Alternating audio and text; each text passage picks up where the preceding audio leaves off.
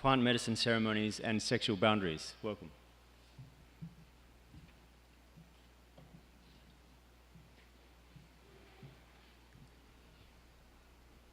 So thank you very much for joining this talk.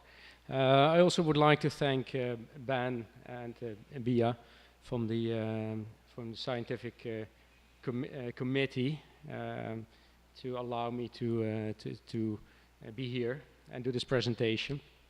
I'm very happy to that I'm giving this opportunity, but actually I'm not so happy that apparently it's necessary. And what this talk about is it's about plant medicine ceremonies and sexual boundaries, or more specific, sexual misconduct and sexual abuse in plant medicine ceremonies. And just to start, because it's quite a heavy topic, I would like you to go back maybe to your first or maybe to a recent plant medicine ceremony that you visited, where you were given an opportunity to look deeper at yourself and to let things go deep inside of you. And how important it was for you that it was in a trustful environment, in a safe environment where you really could let things go. And that's the environment which is necessary for plant medicine ceremonies, and unfortunately that is not always the case. And those of you who are member of the different ayahuasca news groups, and they see now and then these reports, these messages coming up, these posts about sexual misconduct, women being groped or even being raped under the influence of ayahuasca or other plant medicines.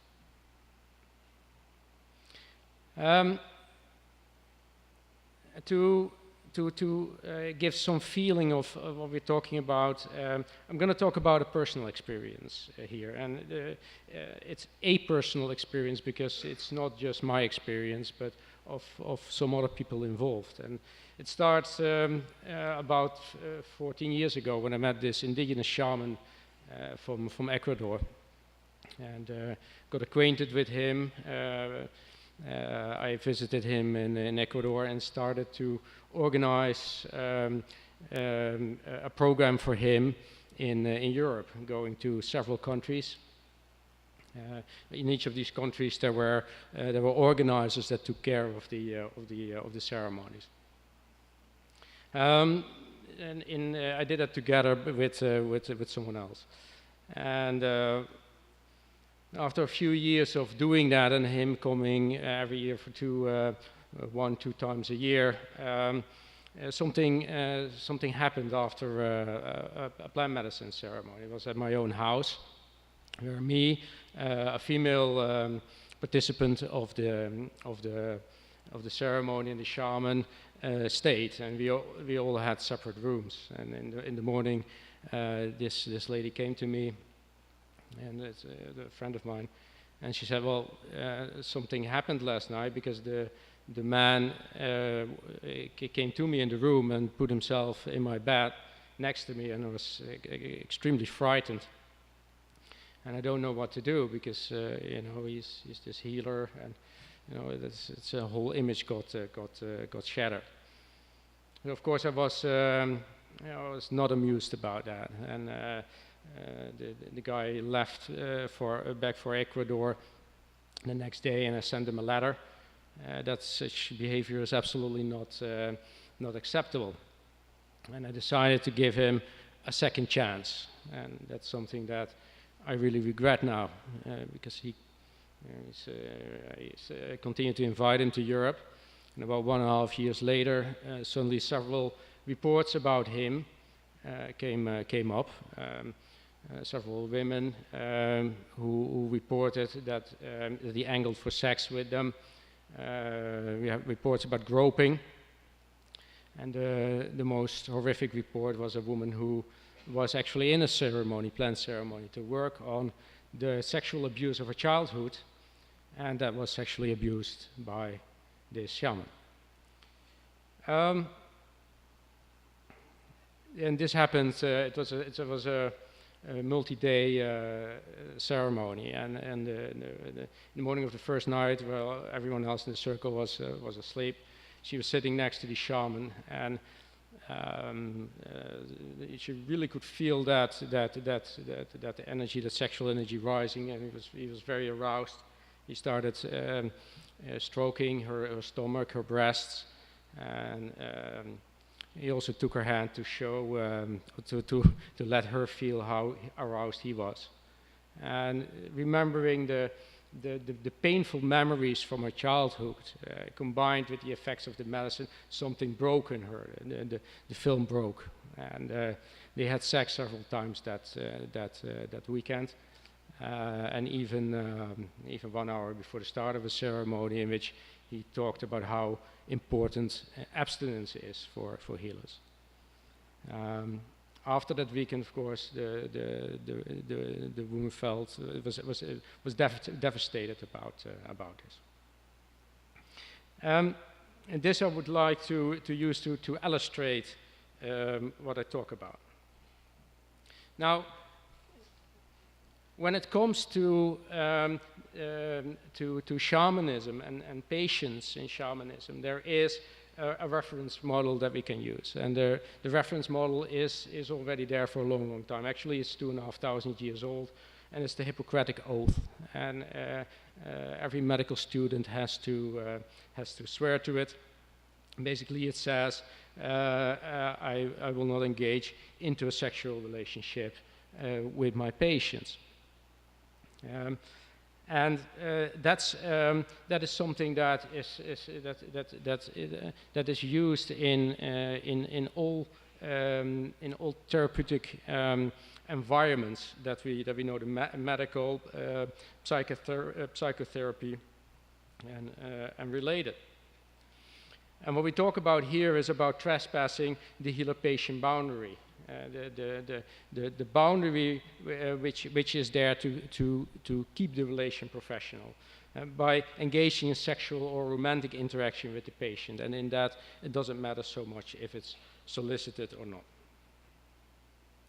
Now, why is it bad to trespass that certain boundary? And the Council on Ethical and Judicial Affairs of the American Medical Association is very clear about it. It's bad because it gets the focus of the physician-patient relationship. So it's not about the healing anymore. It may exploit the vulnerability of the patient, especially when it is about previous sexual abuse. It might obscure the judgment of the physician concerning the healthcare, not taking the right decisions to help the patient to get better, and ultimately it's detrimental to the patient's well-being. Or in other words, it's bad for the patient, so therefore it's bad for you. And if you still don't think it's bad, then please note what Pope and Bohutsus came up with in their research in 1986. They said if it involves a patient that was already sexually abused, it contributes to difficulty in trust, suppressed rage, increased suicidal risk, and increased emotional lability. And that's what you also see with this woman who needed a long time of psychotherapy after her experience. Now, maybe you still do not believe that it's bad to trespass. Now, then it's good to know that it's hypothetically, because I don't know of any case yet where such a thing has occurred, but any judge or jury that has to look at this when it comes to a case would consider sexual interaction with a patient under the influence of a planned medicine to be sexual assault, even when it's solicited. Now, of course, I do understand, and in this conference there are many ceremony leaders themselves. Of course, I do understand the difficulties, the pitfalls that can be there. There is, for instance, transference. When, for instance, childhood experiences are being projected on the healer, or women going into the daddy little girl mode, and try to get affection that they did not have in childhood. Of course, there is the power of sexual energies. It's I would say one of the most powerful energy that can be experienced in the human form. There is, of course, one's own resolved issues, which can make things a problem. Also, the very friendly, amiable atmosphere of plant medicine gatherings, it can be a pitfall because it sometimes takes the focus of the professionality of what is happening there. And of course, there's Cupid's arrows. I mean, there might be real love there, but in that case, you can always break, of course, the patient-healer relationship. It's also for that reason that I can advise anyone who works with the plant medicine to actually have a coach. Now, how widespread is this issue? Now, you just have to Google on sexual abuse ayahuasca, and you will find many personal reports. I also have my own observations, but besides this case, I come in Ecuador already for 10 years. I know many shamans there. My estimate is that about a third of them engages in this kind of behavior, which is sexual misconduct or sexual abuse. However, that's anecdotal.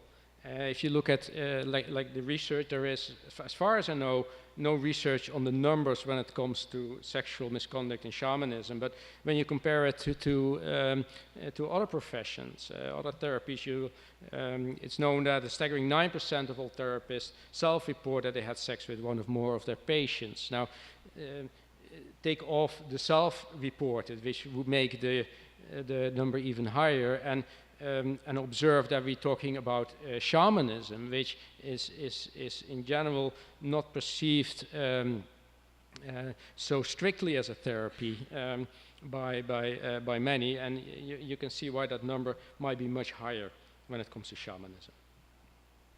So what will we need here? In my view, we need a movement towards general acceptance of the healer-patient boundary as a standard for those that lead plant medicine ceremonies. It's very common in other therapeutic professions, so why not in shamanism? However, it will fail if the ayahuasca community is not prepared to step out of its illusions, and I'll come to that, because the story is not over yet.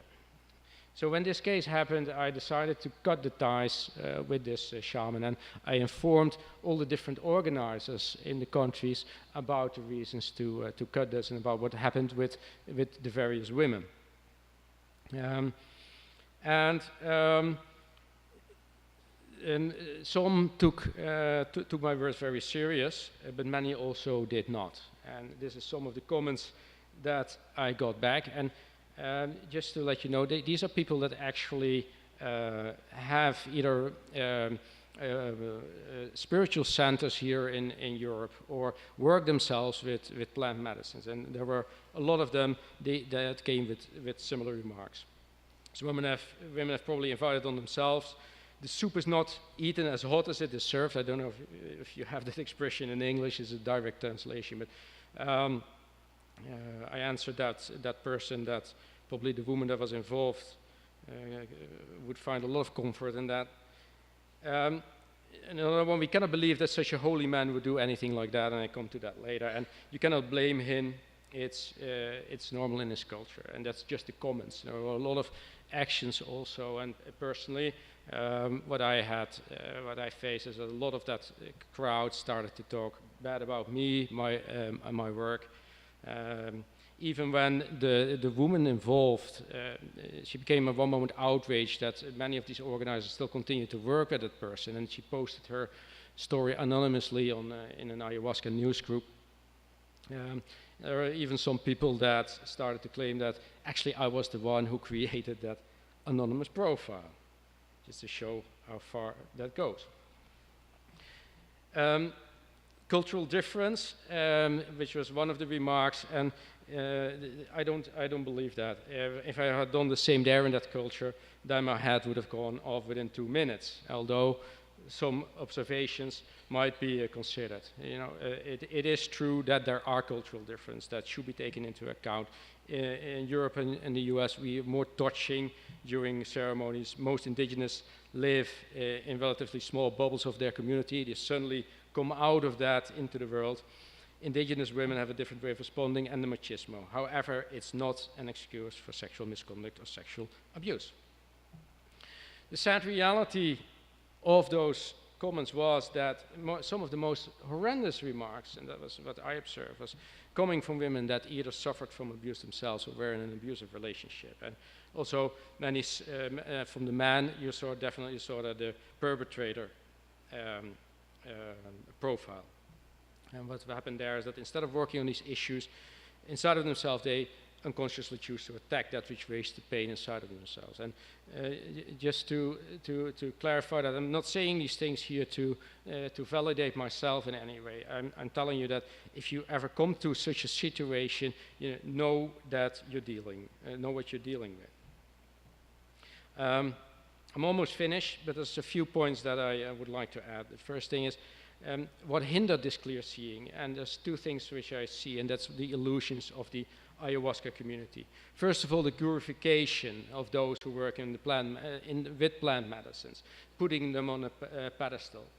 Second thing is the noble savage illusion, like I'm meeting an indigenous and they are like the perfect person.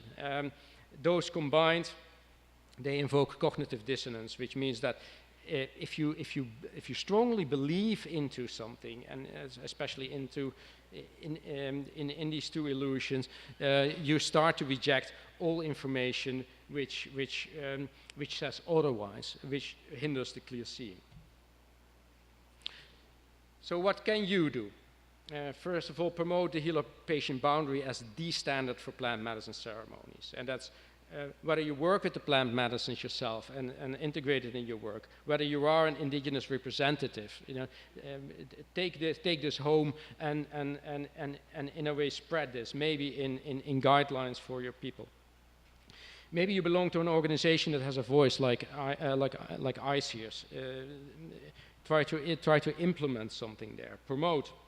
If you visit plant medicine circles, be aware of this, and update those who want to visit plant medicine circles to get them out of a certain naiveness. And my hope is that AYA2016 will do this for this topic as much as what AYA2014 did for creating the Ayahuasca Defense Fund, and I've seen it already talked about in many of the series.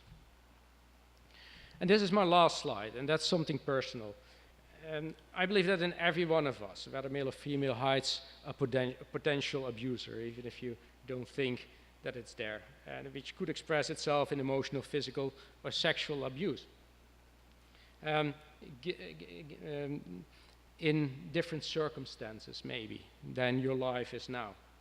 And for me personally, what has happened here is it forced me to look that one in the eyes. And since working with these plant medicines is about an introspective journey, and looking at yourself, I really hope that you take the opportunity to do the same.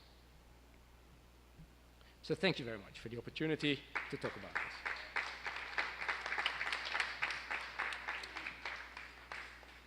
Thank you very much, Paul. We're actually at the thing of time. Right. So we just, one question. I think, yeah. Could we just have one question? Quick question for Paul? Yeah.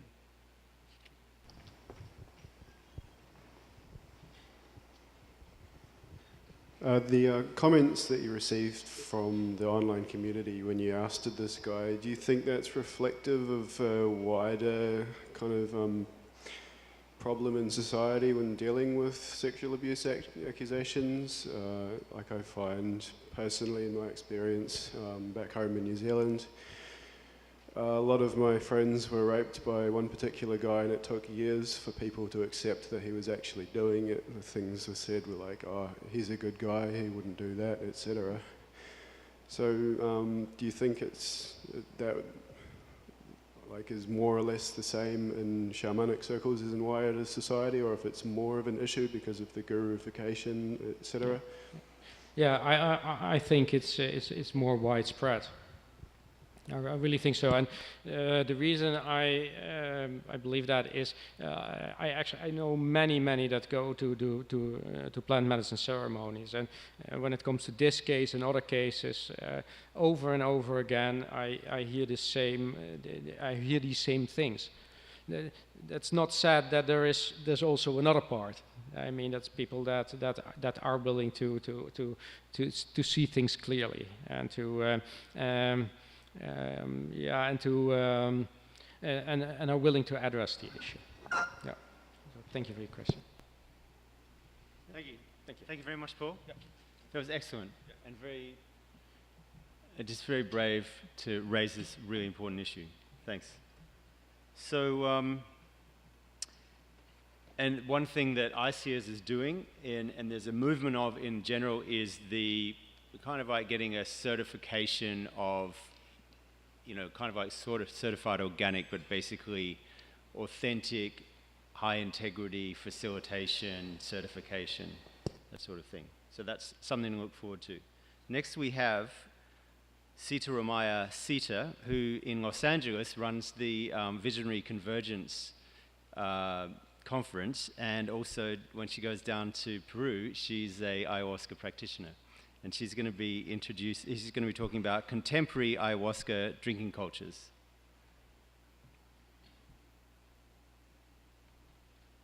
Have you got slides?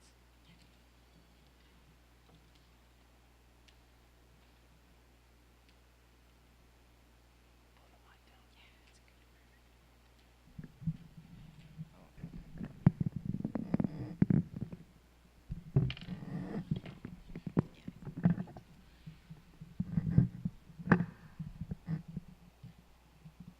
Good morning.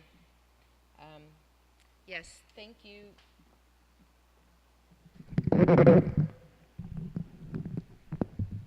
Okay, thank you. Yes, thank you so much, Paul, for that really powerful presentation. I personally appreciate it and think it is a very important topic, and actually one that dovetails, I think, very nicely with what I'm going to talk about here today. I want to start by thanking ICEERS for giving me the opportunity to present. I want to thank all of you for coming to this presentation. We have some heavy competition at this time.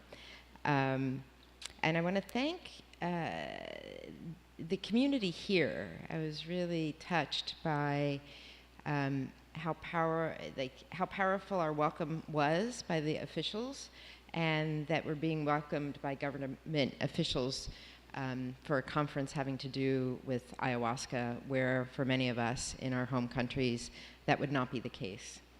So I'm going to talk about contemporary ayahuasca drinking cultures, and it's a short presentation, but touch on what I think are important considerations, which are those of safety, religious freedom, economics, ecology, medicine, and global healing, all in 13 minutes.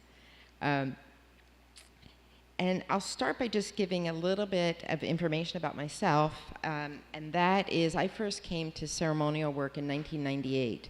And since that time, came to it in the United States, and since that time have spent time in Brazil and in Peru and in the United States, participating in and connecting with various practitioners and people drinking ayahuasca, and produced Visionary Convergence in Los Angeles in 2015, which brought together 300 people to discuss how do we cultivate entheogenic awareness and how do we address some of these emergent issues around religion and medicine and healing and entheogens.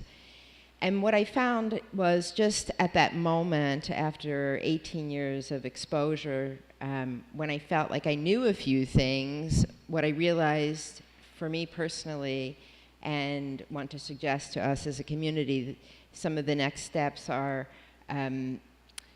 figuring out what we don't know and asking questions. So this presentation really is about hopefully presenting a little bit of provocative food for thought in the form of questions rather than talk so much about what we already know. And I'm going to start with a statement which I'll read. Ayahuasca has the potential to be a forward-moving, transformational reclamation of an innate desire and ability to connect and to heal with plants, to experience ourselves as part of nature, and to redefine currently accepted and practiced paradigms of religion, medicine, and economics. And I wholeheartedly believe in this potential, and I believe we're seeing it manifest in various ways around the globe right now. And I believe that there are some key questions that can help guide us to explore how we want to participate in ayahuasca drinking cultures. And so, with respect to ayahuasca, people are drinking ayahuasca all over the globe. We know this. And in many different settings, whether it's 5 people in a living room in Wisconsin, or all of us perhaps participating in some of the ceremonies that are taking place here in Rio Branco during the time of the conference, people going to Peru, people coming to Brazil, retreats being organized. And so there are many different subcultures of people drinking ayahuasca.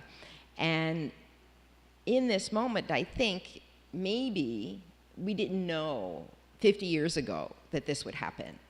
But it did, and I believe the plants knew, and now here we are. But now that we do know that this is happening, I think it's important to focus our awareness on how do we want to actually participate. You know, there's this element of letting it flow and letting it happen, which I think is great, and I think the plants are taking care of that part. I think our part is, how do we actually want to do this? How do we want to engage? And what is the culture we want to create? What do we want to preserve and amplify? What do we want to think is going to, be happening, 10 years, 50 years, 100 years from now? And looking forward, letting that inform what we do now. So are the actions we're taking now and the ways in which we're engaging as a culture at large, and as ayahuasca drinking cultures, support the vision. And at the same time, honoring ayahuasca culture and tradition that's existed up until this point. So these are not easy questions, but I really invite us to be thinking about them. There's issues of commodification and issues of cultural appropriation, and tradition and culture are ever emergent. And so this isn't, as I said, suggesting that there's an answer, because the answer itself is emerging and changing, but an invitation to think about these things and to start these conversations in our communities. And the globalization, how do we steward the changes that come with this? Is drinking ayahuasca outside the Amazon an answer in part to reducing our carbon footprint of, jet fuel? I don't have the answer, but each of us personally has an answer to that question. And this one I think is really interesting, and it's a question that came to me by spending a little bit of time in Europe these recent years. How can ayahuasca contribute to a new model for our economy, an economy where commercialization does not emphasize profitability at the expense of quality, but instead represents the availability and preference for experience over stuff? And what I mean by that, most of us do some form of work that we exchange for dollars. And what I noticed when I was traveling in some communities in Europe was there was a stronger preference for experience, like spending our money on an experience rather than spending our money on the accumulation of consumer goods. And so for those of us who think that that is a more viable future in terms of a lifestyle, Ayahuasca, when we're drinking ayahuasca, there's actually real money costs involved for most of us, whether it's because we're traveling or we're participating in a ceremony and we're subsidizing a visiting shaman. There is an economy around ayahuasca. And I find it really hopeful and really inspiring that we have this economy that really is about an experience. It's not about buying a clothes dryer or, having another dress in our closet. So I think looking for the ways that ayahuasca can really help us create the cultures that we want to live into is really exciting. So to talk a little bit about safety, Paul raised this really important topic: sexual safety, safety in, that we have sovereignty over our bodies, our minds, our spirits, and how do we maintain that safety while at the same time having the expanded experience that ayahuasca brings. We go into an experience where we want to be open and we want to be vulnerable to ourselves and to each other. And how do we remain safe? And so how do we do our part to do that? Like Paul is doing his part, I think, by bringing this topic here. And how do we do our part and take self-responsibility and not leave it up to somebody else, not leave it up to the shaman, not leave it up to the facilitator or the organizer, but actually claim our inherent right to safety and well-being as part of our healing. And can ayahuasca help identify new meanings and mechanisms for healing? And I believe that it can, and we see evidence of it all over this conference. Dr. Joe Tafora is sitting here. Thank you, Joe, for coming to this talk. And he talks about how the spiritual component of healing is missing in medicine. And let's contemplate that. And let's contemplate, actually, how do we define medicine? So I know for me, 20 years ago, when I heard the word medicine, I thought of like cough medicine, or I thought of something that was in my medicine cabinet, or I thought about a prescription from an allopathic doctor. And when I hear the word medicine now, I think of ayahuasca. So it's so interesting. These are the ways that we shift our thinking. And then that thinking goes into the culture at large, so that medicine is no longer, the pill that the doctor is giving you as a prescription. And that isn't to say that that isn't medicine too. But as we expand our own thinking and our own use of language and our own experience around it, that filters out into the community and the culture at large. Can ayahuasca help redefine religion? And how does the direct spiritual experience offered by ayahuasca support this? And I personally, right now, I'm going to answer that question for myself. I believe that ayahuasca can help redefine religion. And there are two things I think happening. The ayahuasca churches, the UDV, the Santo Daime, the Barquinha here in Brazil, and some of the churches that are not, so well known around the world, have embraced these plants as a sacrament. And their use in some places is legal and permitted. And I think that what we see there is a religion that still is based in a traditional Judeo-Christian model with other influences that are not Judeo-Christian, but it is still based in a doctrine and specific teachings. And then on the other end of the spectrum, we have practices such as Buddhism, which are sanctioned as a religion, for example, in the United States, but if you talk to a Buddhist, they say it's not a religion, but it's a spiritual practice. And in the United States, we have a First Amendment right to the freedom of practicing our religion. So rather than funnel ourselves that are engaged in this spiritual practice into an existing model, we can redefine the model. And, religion originally wasn't an institution. It was a practice, it was a way of being. Churches you know, the original definition of church is like assembly. So isn't that what we're doing? We're coming together in these assemblies. So really getting in and saying, you know, when we say religion, I think of something very different than the Roman Catholic Church that I grew up in. When I say religion now, and it took me a long time to get there, I'm thinking of the Church of Divine Emergence, which is a practice that I'm involved in as a church, as a religion, but it doesn't have the doctrines and tenets and institutionalization that we've become accustomed to. So I'm inviting us to think outside the box and redefine these things, medicine and religion and healing.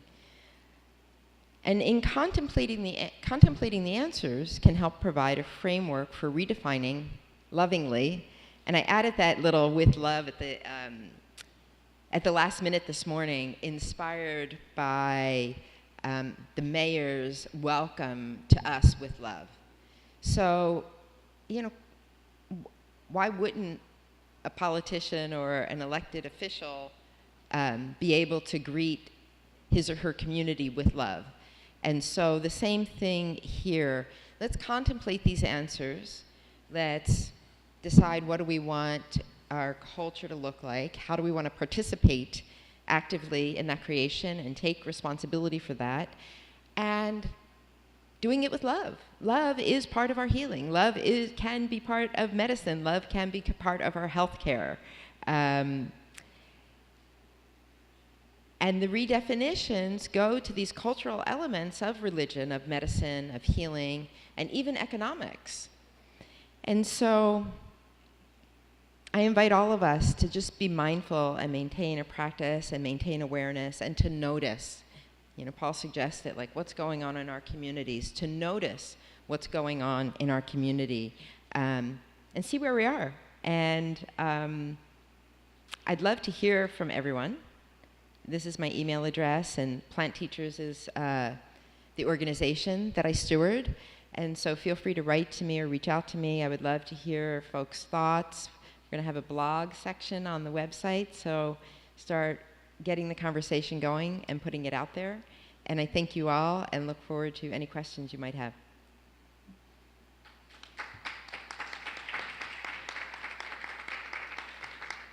Thank you very much.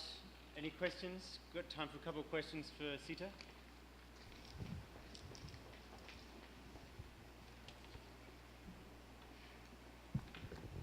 Hi, thank you. How broadly would you define religion? So what is religion to you? Do you define Native American practices as religious? Or does the religious for you exist in a church? Or does it have to be an assembly that calls itself religious? Or is the therapeutic religious if it's spiritual in some way? So how does that look for you? Thank you for that question. And so I'm glad you said "for me," because I believe, again, this is something very personal. And so for me, my definition of religion is that to which I am entitled, currently, that to which I am entitled to practice under the First Amendment of the Constitution of the United States of America.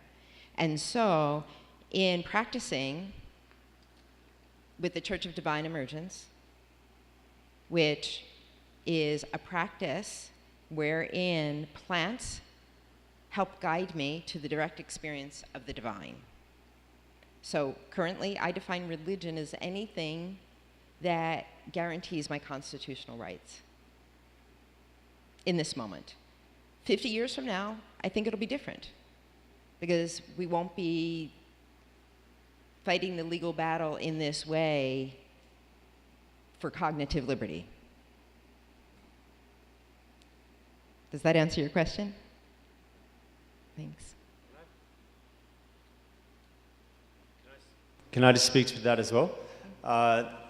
The council, the Parliament of the world's religions is the biggest interfaith gathering in the world, and it's actually in a lot of ways the kind of vanguard of the progressive religious movement. They're very into ending poverty, women's rights, indigenous rights, and so on, environmental awareness as well. And last year, the Parliament included a presentation from the Santo Daime and the UDV, and also talking about indigenous ayahuasca religions, spiritual traditions, and their definition of religion is actually very broad. Constantine defined it as any system for reconnecting with the divine, and the executive director of the Parliament has issued a document that acknowledges not only the Santo Daime and the UDV, but also the indigenous spiritual traditions as legitimate religions. And that's right. And I think where we are now is acknowledging those practices as religions, is part of the battle.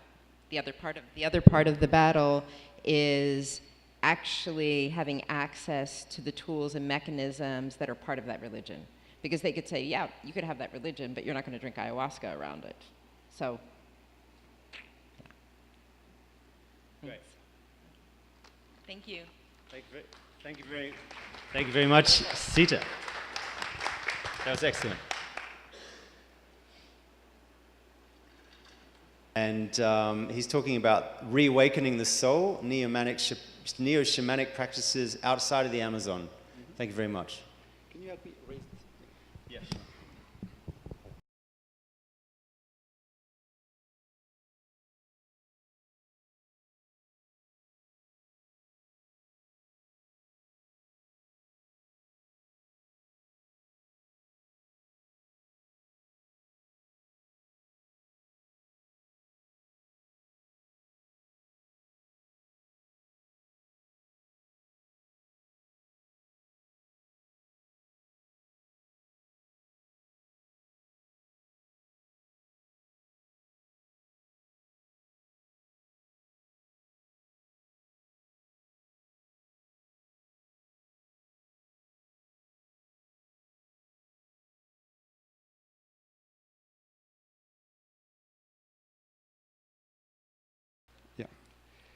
Okay, so the idea is the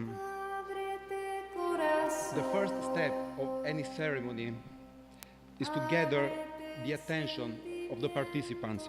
So in order to do that, we have specific vibrations and songs that we want to use. Now the music you are hearing, the first three songs, are an example of that. So I was using before Alegria, which is kind of very eclectic because it's from Cirque du Soleil, but it does the job. This one is like very, in my opinion, that you're hearing now, is very profound because it goes directly, to the essence. And okay, so let me go with the slideshow. Yeah, okay. So how this started? I was a filmmaker. Actually, I work with Scorsese. You can see him in the middle. And a student at Columbia University. Then a friend of mine said, Mario, let's do a documentary on shamanism. So we went to Mexico, to Huautla de Jimenez, and to Real de Catorce. And we also went to ayahuasca shamans in Mexico, which is quite kind of unusual 15 years ago. This is me with Dr. Richard Bender, the co-creator of Neuro-Linguistic Programming, which is what I do now as a work. And this is Tolly Burkan, the founder of the firewalking movement. So as you can see, I have different interests, but they all have the same thing in common, which is to bring out what we usually have inside, but due to everyday life and to all the problems that we have, we tend to repress it and to forget about it. These are some of the exercises that we do. Breaking concrete boards. This is me with Mr. Coelho. Okay, so to get to the point, the idea is when we do a shamanic ceremony, whether it's with mushrooms or ayahuasca or iboga or anything, there are three areas that we want to target. So the first area is the belly, right? So the lower chakras, because almost anyone has some kind of blockage at the first three chakras. So unless these three things are not unblocked, you cannot proceed. then the other area that you want to target is the heart, because it all healing comes from the heart chakra. So that's essential. And also, eventually, you want the vision. So you have to go for the last two chakras, right? For the third eye and the seventh chakra. Right now, we are listening to the second or third step of the ceremony, which is the deepener. Because once you have attracted the attention, like through music, of the participants, you want them to go in a state of trance. So this music, I don't know how well you can hear it, has the purpose of putting the person in an altered state, which is what we use as the means to get to the transformation.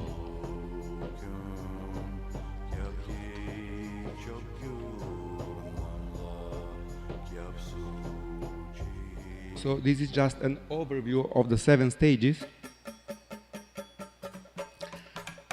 Now the drums. The drums are very important because that's what allows to unblock the first 3 chakras, vibration. So whatever people do through their singing, of course, like a white European practitioner doesn't have access to that kind of singing, so you achieve that through the drums. And it also gets the medicine going and the purging, right? Because all these drums get to your bowel. That's how they work.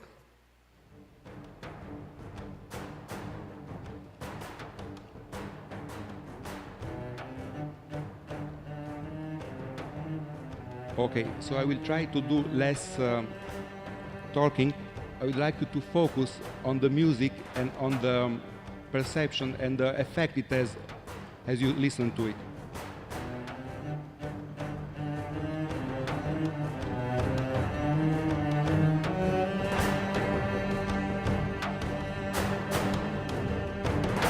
By the time the people arrive to this stage, they're already tripping. This is like when it hits with this kind of drums.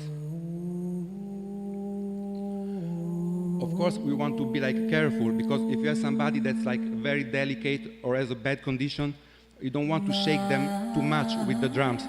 So it's always a matter of calibrating who the people are, in what stage they are in their life, and if they can take it or not.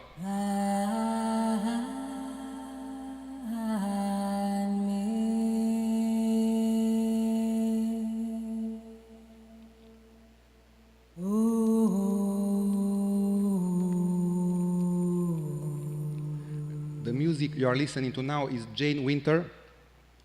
This is very good for the third eye and basically also for the 7th chakra.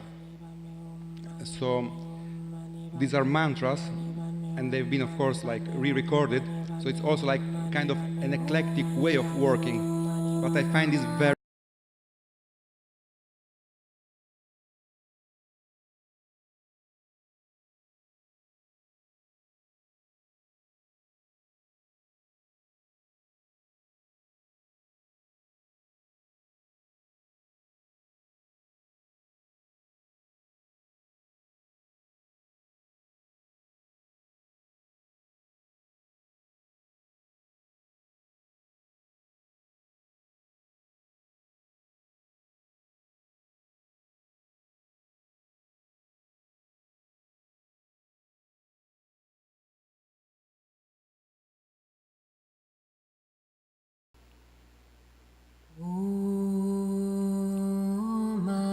So the idea, as there is always a correspondence in the universe, music as a vibration depends on that rule too. So, like the drums are low vibrations and they work in the lower body, the guitar and the piano goes to the heart.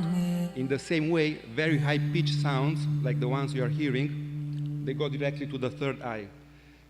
So this is kind of a model. It's not like the definitive guide, but I found working with the shamans and practitioners and people that do this work also in in Europe, that there was a common ground. So of course I'm not addressing the traditional way of doing ceremonies, but outside in the rest of the world, all the ceremonies that I participated in and that had an effect, they all shared these elements.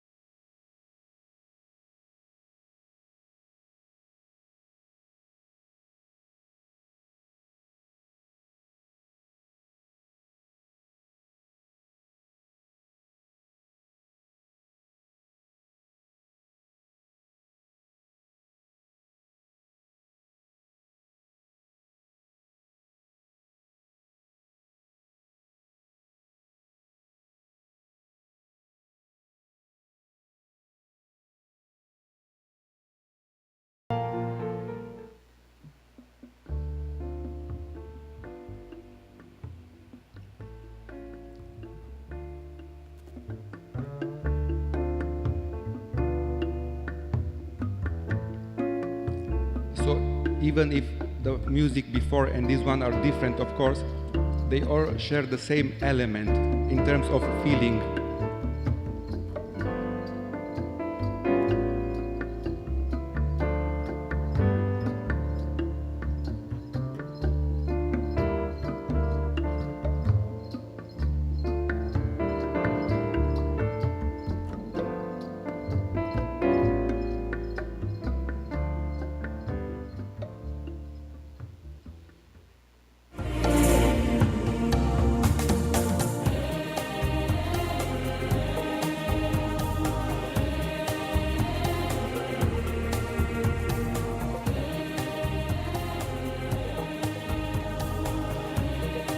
This is already a moment of celebration where the music, where since like all like the supposedly we have cleared the chakras, now the person can take in all the energy and all the music, and the joy moment, the joyfulness of it can be absorbed and integrated into the person.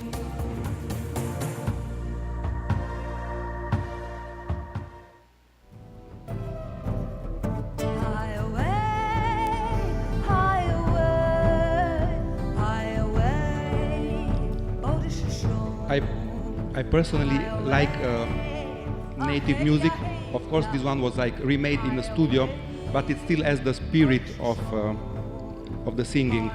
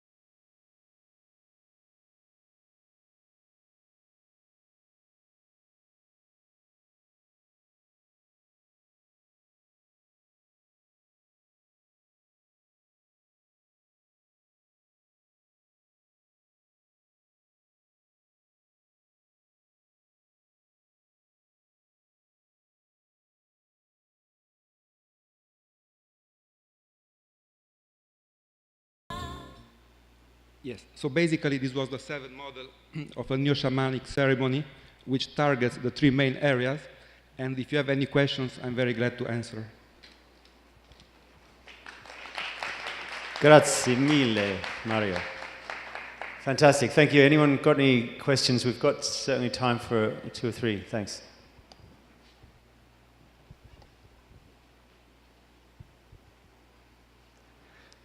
Big honor. Nice to meet you. Nice to meet you. I work as a music therapist and a yoga teacher, and of course, I'm amazed by this.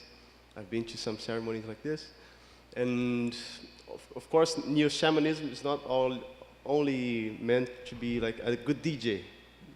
It's not only a good DJ. So, I'd like to ask which other kinds of practices you bring to your circles or to your groups that you help the deep shamanic process to go on. I mean, if there's like non-music practices.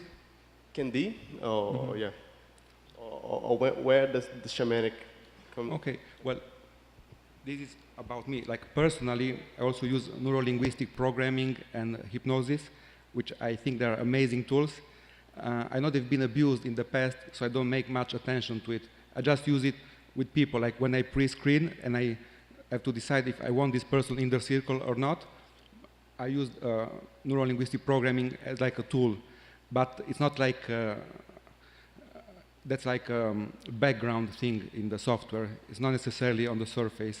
And it's there also in the integration. When we make the circle at the ending, right, you want to bring out what the experience meant for the person, not just for themselves, but also for the others, so anyone can learn. And then if you have like very specific sets of questions, you can pinpoint some things that are like more important or not. So in that sense, language is very important. So of course, in the ceremony, I want as little spoken words as possible, because I don't want to influence the unconscious. I prefer the music to do the energetic work. Even if every now and then I would put some messages that I really believe in. So the work I do with the NLP is like either before or after, but not talking in the ceremonies, the way I do it, yeah.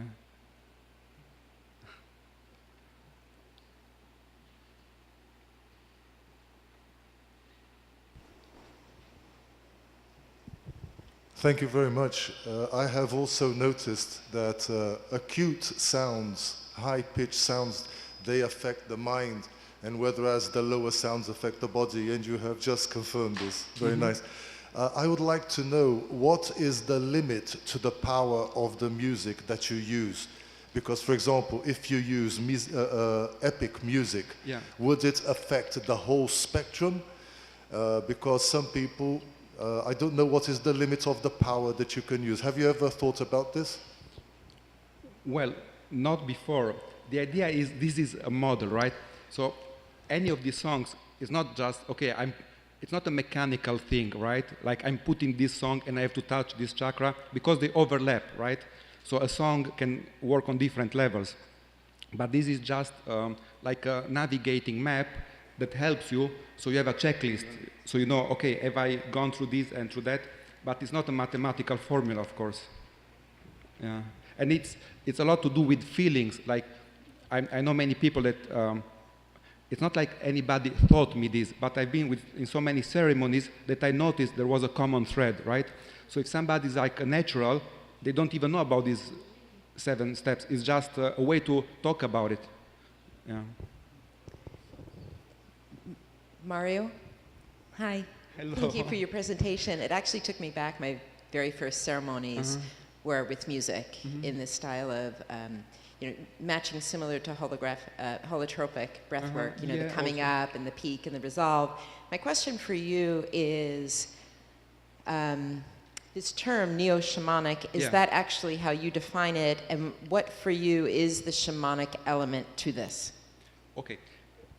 We are here in Brazil, so talking about how to make an ayahuasca ceremony, I would find very disrespectful. So this is a way of talking about how these things are done outside of but with respect. So you don't use something sacred, you just say, this is, we that believe in this, how we want the world to know about it, and how we can do something to make a difference, and to make it in a right way. So it's a neologism for doing ayahuasca, but outside of the Amazon rainforest. Did that answer the question? I guess my question specifically was, do you consider this shamanic work? Yes, but Okay. I would never use that word. I mean, if you say shaman, you are talking about a special region of Russia, right? So even here, we are talking about curanderos or brujos. So, but neo-shamanic, since it's a new word, you can use it. You can be a neo-shamanic worker. I mean, it's what's happening, right? So if people are doing this around the world, I thought this would be the perfect word to describe it, neo-shamanic. And since I use like hypnosis or neuro-linguistic programming, I made the word neo-shamanic trance work. It's just one way to talk about it. And thank you. Okay, applause for Mario. Thank you, very well done. Okay. Over to you. Right, thanks very much. Okay, we're running with good time, and now we're going to move on to Geni dos Santos, who's from São Paulo, but very interestingly, she's going to be talking about Denmark. So ayahuasca, as the legal proceedings about ayahuasca that are happening in Denmark. Muito obrigado. Obrigada. Meu nome é Geni, eu venho da Igreja do Céu Sagrado. Céu Sagrado de Sorocaba, interior de São Paulo. A nossa igreja hoje é considerada a maior igreja a nível mundial em território urbano. Tá? Hoje, lá em média, nós servimos daime para 500 pessoas nos 15 e 30. É a média de pessoas que hoje frequentam o nosso espaço. Hi. Okay, so she's Geni dos Santos. She's from Sorocaba, a municipality in São Paulo. She's a member of one of the biggest Santo Daime church located in an urban area, Céu Azul, right? Céu Sagrado. Céu Sagrado, sorry. And she was saying that they receive like about 500 people each section, so it's a huge church. Eu venho aqui representar uma amiga que fica no Reino da Dinamarca e que, através dos nossos trabalhos sociais que temos na nossa igreja, com dependentes químicos e com moradores de rua, ela chegou até o nosso espaço. E eu venho aqui hoje pedir o apoio das pessoas que estão fazendo parte desta conferência para esse trabalho que ela desenvolve lá na Dinamarca. Então, só explicando essa parte que não está lá. Okay. So I came here to represent a friend of mine, also a member from Céu Sagrado, and I came here to represent her, and I really need your help to... Nossos trabalhos sociais com dependentes químicos. Okay. I'm here to share with you, and I need your support to help with our social work. Okay. Eu vou entrar aqui agora. Então, eu não trouxe nada por escrito, mas tem uma carta que vai passar aí para ficar mais fácil para vocês entenderem. Ela chegou na nossa igreja através dos nossos trabalhos sociais, gostou do trabalho. Ela já tinha uma pesquisa muito ampla sobre a Ayahuasca e o Santo Daime. E aí ela decidiu, então, passar a ministrar o Santo Daime na Dinamarca. Os resultados foram se mostrando ao longo do tempo, desses 6, 7 anos, mais ou menos, que ela está envolvida com a gente. E esse grupo cresceu, aonde lá ela tem mais de 100 participantes.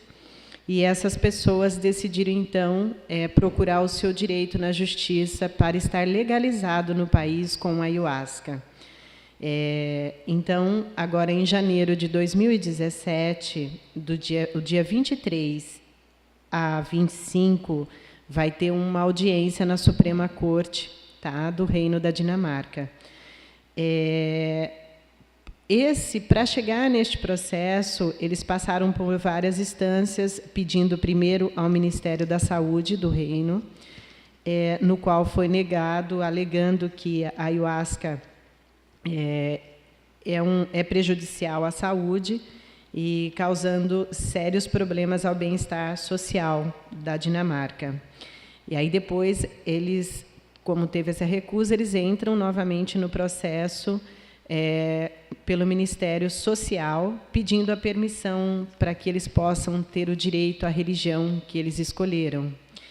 E foi negado novamente. A partir daí, eles resolveram processar o Estado para ter o direito de tomar a ayahuasca lá na Dinamarca. Com esse processo, o Estado passou a custear, por ser uma despesa muito alta para eles, para que eles conseguissem chegar aí, a essa instância para ver se eles liberam a substância lá para eles fazerem uso. Como aqui nessa conferência tem muitas pessoas que têm um interesse em comum, é por isso que ela veio pedindo, né? Lá no espaço deles, quando eles começaram a ministrar a ayahuasca, dentro da ritualística toda que tem aqui também no Brasil, passou-se a ver os resultados com pessoas que tentaram suicídio, com pessoas com depressão fortíssimas, que já vinham com tratamento há muitos anos e não tinham resultados, pessoas que eram viciados em morfina, e esses resultados vieram aparecendo com muita frequência, né, lá no espaço deles. E eles são monitorados, quem toma faz a parte da sessão e tudo mais, e aí, com tudo isso, o grupo todo decidiu entrar com essa força, pedindo essa liberação, porque não é possível todo esse povo vir para o Brasil fazer esse tratamento, tá?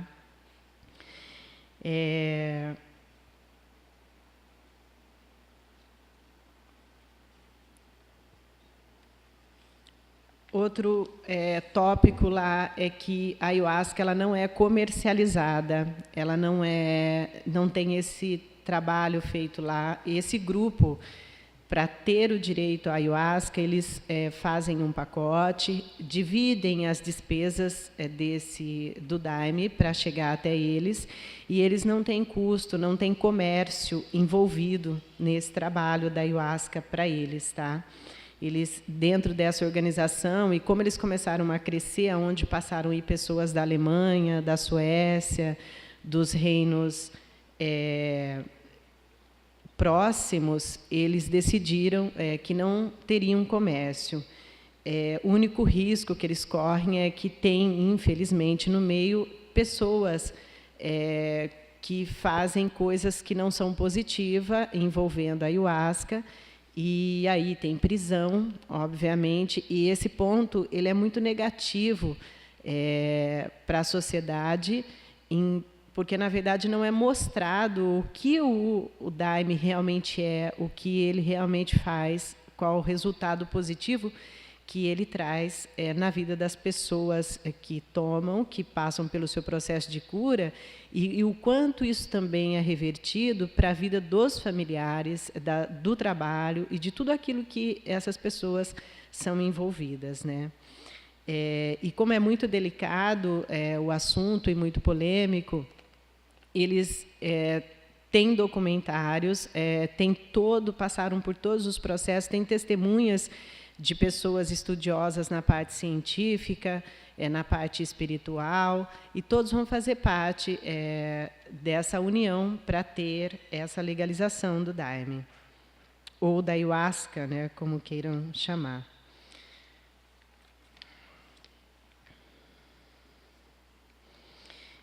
Esse grupo também decidiu fazer por lá um trabalho de informação pública, informando sobre a ayahuasca e o santo daime na mídia, onde eles tiveram um resultado muito positivo, né, ao longo deste período. E também o resultado é negativo. O promotor de lá do reino, ele decidiu pegar filmagens e informações para acusação. Porém, quando eles foram pedir para os produtores dessas informações, elas foram negadas pelo próprio produtor, alegando que não são informações 100% verídicas e que isso não vai ser positivo, e eles também não autorizaram isso aparecer nessa audiência da Suprema Corte em janeiro. Isso prova que as informações nem sempre elas estão 100% verdadeiras, essas informações que rodam aí pela internet, quando esse órgão ele não é sério, né? E como eu disse no início, ela é ligada ao Céu Sagrado de Sorocaba, né? Foi lá que ela iniciou, através do padrinho Fernando Dini, pelo resultado desse trabalho social feito lá. E o que eu venho pedir aqui a vocês é esse apoio para esse trabalho, pela seriedade que ele é desenvolvido, pelo respeito que ele tem lá com a Ayahuasca, tá? E esse apoio de vocês, ele pode ser formal, através de carta, ou às vezes até presencial, como vocês queiram, não sei se vocês são próximos de lá. E é isso, esse pedido e essas informações que eu trago sobre esse trabalho lá. Tá? Muito obrigada.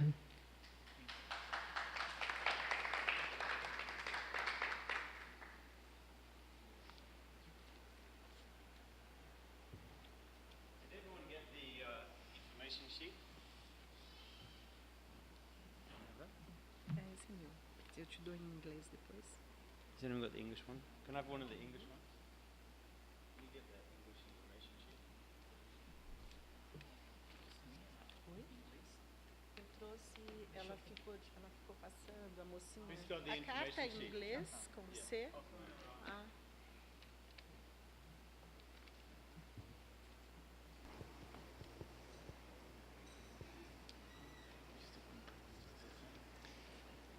Yeah, I just thought I'd just summarize for if not everyone had this information sheet and didn't understand what she was saying in Portuguese. So she's from Céu Sagrado, which means the sacred sky, a Santo Daime, very large and organized Santo Daime church outside of São Paulo.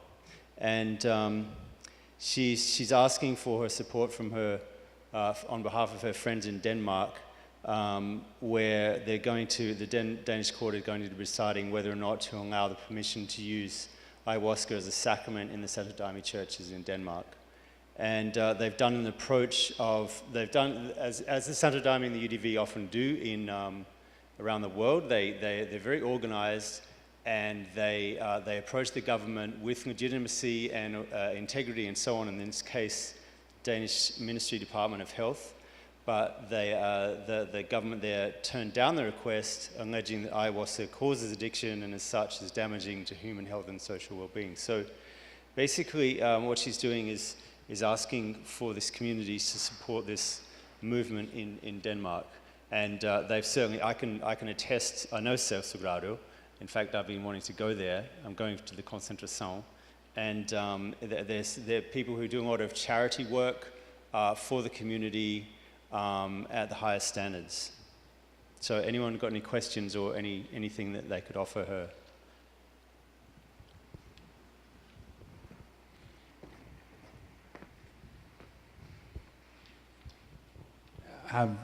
Has she had any response from the Ayahuasca Legal Defense Fund? Is that, I mean, has that gotten that far, or they responded to her? What's the status of that? Ele vai ter que traduzir para mim. We need it in Portuguese. He's walking away. Has the Ayahuasca Legal Defense Fund taken an interest in her case?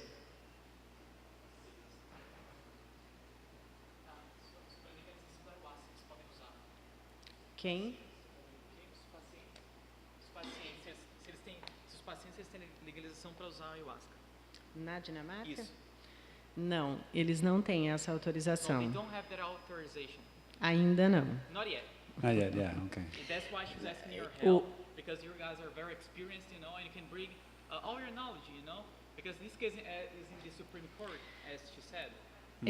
Depois do trabalho desenvolvido por eles e pelos resultados de cura que eles passaram a utilizar e o grupo cresceu muito, foi aí que eles deram entrada há 3 anos que eles estão na justiça tentando pleitear essa liberação. As this number has increased, it has been 3 years that they're trying to solve this question, and that's why they started this case in trying the Supreme Court in Denmark.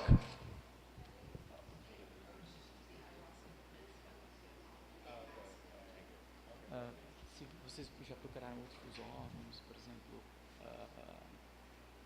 em relação à ayahuasca, se já teve alguma outra procura? Just practically speaking, what kind of resources would they be looking for? I assume that most of the processes are happening in the local language, which I presume few of us speak. And so realistically, what are the resources that they need right now? What are the resources that she needs? Quais são os recursos que você precisa? Os recursos que você precisa. Então, hoje, o que ela pede é carta, e-mails ou a próprio presencial de pessoas que já fazem o uso e que têm formatado uma ideia sobre a ayahuasca, de dizer que ela não é o que a mídia diz, né, que ela não causa essa dependência e falar dos benefícios que ela traz e que ela não é um risco para a sociedade da Dinamarca. Okay, you guys can write a letter, you guys can write an email, and you can write about like it's not like a bad thing. It's like a positive thing, and sharing your experience through an email or a letter, sharing all your experience. You know, like that it's not a problem being legalized and stuff like that. So what Ayahuasca Defense Fund does, it supports people who have legal troubles because of ayahuasca. They can offer support with the scientists who can support people and say why it's So if you guys were like writing a statement defending why it is important to legalize, that it doesn't really take a toll on people, it would be very helpful. Through email or a letter, and you can contact her later, and we can write we can share her email and stuff like that. Okay. Ela quer os e-mails e os dados também. Depois eu vou pegar direitinho, que aí eles podem enviar a carta para poder passar todas as experiências. Se alguém quiser presencial, as datas vai ser dia 23 e 25, mas aí eles passam um e-mail que a gente passa o endereço da Suprema Corte lá na Dinamarca. É para enviar para a Suprema Corte?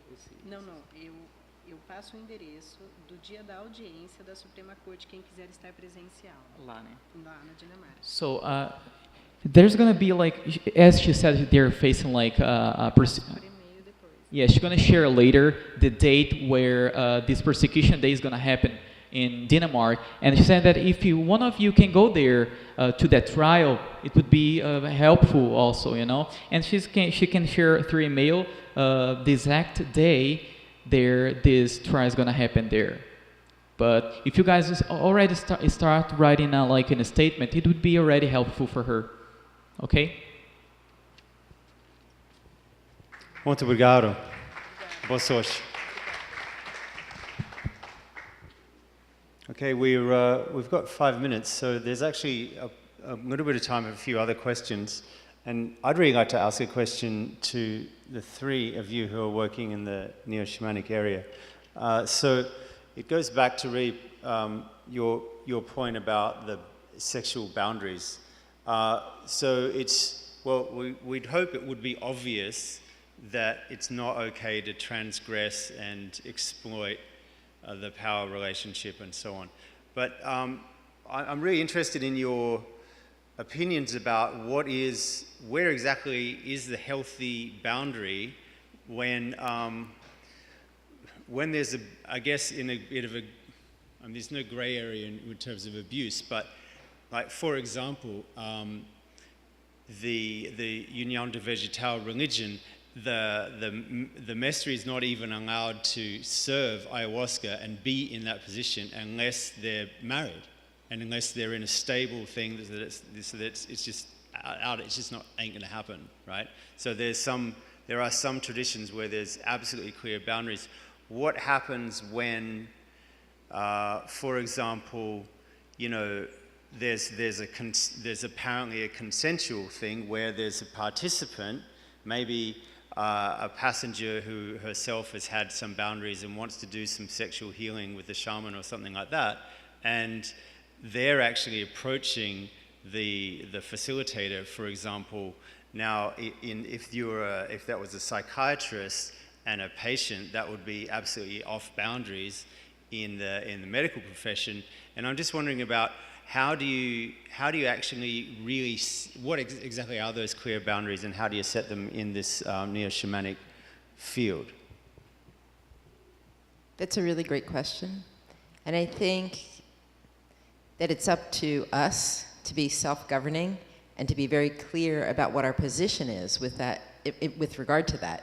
Because in fact, there are some gatherings that are incorporating sexual healing and tantric practices while doing medicine. But if we come to that and we know that's what's going on, then I think it goes back to self-responsibility and knowing the questions to ask of the practice, and what is permitted in a given practice and what is not, and what is acceptable and what is not. Abuse is abuse is abuse, sexual assault is sexual assault. But in terms of these boundaries and what's permissible and what's considered consensual in a given group, I think needs to be clearly defined. And I think it's up to us to be asking these questions of potential experiences. Like if we're going to have an experience somewhere, what is your position on, you know, touching during ceremony? What is your position on romance or sex or whatever it might be? Like just asking those very clear questions and getting the information up front. I think I could go on, but I won't, because I'd love to hear from everybody else too. I agree with what Sita says. Actually, I know this healer in Guatemala. He's actually an American guy who uses the sexual experience for healing. And the thing is, like when you go to this guy, you know what you're getting yourself into. You know, and actually then you get a very clear new boundary in a way. About the other point that you raised, I think there's, when you talk about plant medicine ceremonies, I think, first of all, that the healer-patient boundary is a very clear one when it talks about no sexual or romantic interactions with the patients. But it can be that on top of that there is a set of cultural boundaries, which in my view have nothing to do with the healer-patient boundaries. And of course you mentioned the example of the Santo Daime, but also in various shamanic cultures there's different ways to do things. However, that is, in my view, a separate set of boundaries. So basically, when you're doing ceremonies, it's very important the intention, how you start out. So I would say that's the first thing. If you just have, you know, the desire or a thought of the thing to happen, you're doing something that you're not supposed to do.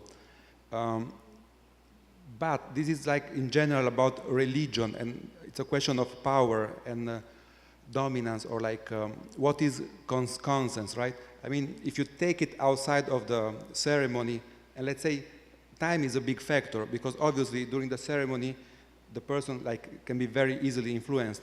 But if you say, okay, we are doing a ceremony, let time go by. Let's meet in 3 months in an outside contest, and if the thing, you know, the person wants to pursue it, okay, let's meet. But the intention is very important. So you have to know the boundaries before you start, and to know what's the window that you don't want to have any interaction. That's very important. But you have to know that before, right? So, and it's a matter of personal conduit, right? So you cannot force it upon it, but if people fuck that up, then they need to be responsible for that. That's how I see it. That's the only way. Yeah, and that was actually the UDV I was talking about, but the Santo Daime actually have a policy about 3 days before and 3 days after a ceremony, just no one's having sex at all. So there are, that's how, I mean, that was put in place in a very patriarchal, early 20th century situation where there was a lot of exploitation and, there's trying to establish boundaries in some way.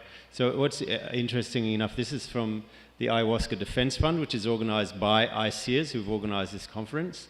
So they have support criteria for if they're going to offer legal support to someone who gets in trouble running an ayahuasca ceremony, then they're saying, well, these are our criteria, and you have to meet this set of criterion for us to give you support. And one of those includes never sexually, spiritually, psychologically, or physically harass or abuse a participant, not having sexual relationships, either consensual or coerced, with a current or recent participant, and to actually have, and then there's the question of, well, what happens if you legitimately, honorably fall in love with someone in your ceremony, but just wait at least 6 months from the end of this practitioner-participant relationship. So I know that point was hotly debated for hours when we were making this document. But I remember that. Basically, I think it's something in progress, and it needs to be understood that it is tricky.